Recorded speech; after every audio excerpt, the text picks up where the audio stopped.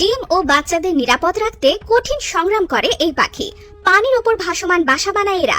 ঝোপঝাড়ের মাঝে এমন ভাবে বাসা বাঁধে যে বাইরে থেকে দেখে বোঝার উপায় নেই সেখানে আদৌ কোনো পাখির বাসা রয়েছে। এই পাখির নাম লিটল গ্রিপ।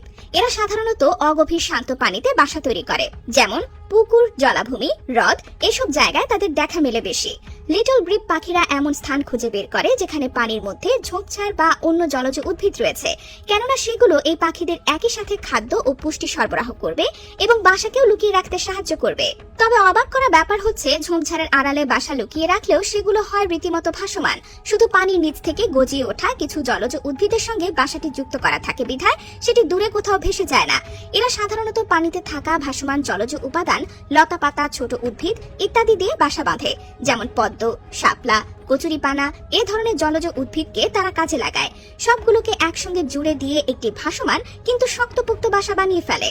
পুরুষ ও স্ত্রী গ্রিপ পাখি দুজনই বাসা নির্মাণের কাজে সমানভাবে অংশ নেয়।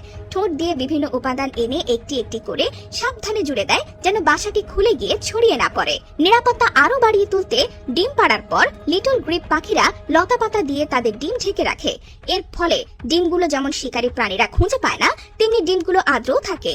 পুরুষ ও স্ত্রী লিটল গ্রিপ পাখি নিয়মিত তাদের বাসায় তাজা লতাপাতা বা জলজ উদ্ভিদ যুক্ত করে যেন বাসাটি সবসময় মজবুত ও ভাসমান অবস্থায় থাকে, পচে গিয়ে ছড়িয়ে না যায়। বিশেষ করে প্রজননের সময়টায় এদের বাসাগুলো খুব বেশি বড় হয় না, শুধু ডিম পাড়ার মতো জায়গাটুকু থাকলেই লিটল গ্রিপ পাখিদের জন্য যথেষ্ট।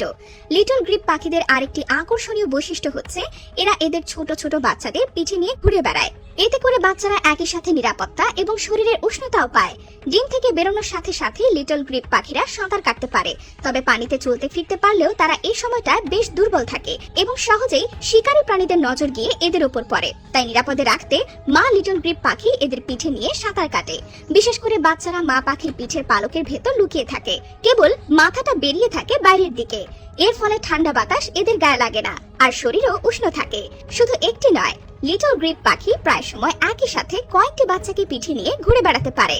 লিটল গ্রিপ পাখিরা দক্ষ সাঁতারু এবং এরা ডুবো দিতে পারে সমান তালে, যার ফলে এরা পিঠে বাচ্চাদের ভার নিয়েও অনায়াসে ভারসাম্য ধরে রাখতে শেখে।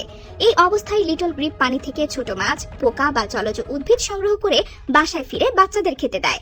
শুধু যে মা লিটল গ্রিপ পাখি বাচ্চাদের পিঠে নিয়ে ঘুরে বেড়ায় ব্যাপারটা এমন নয়, বরং বাবা পাখিও সমান দায়িত্ব পালন করে। এমনকি পানির উপরে বাচ্চাদের একজনকে পিঠ থেকে আরেকজনের পিঠে পারাপার করে মা ও বাবা পাখি।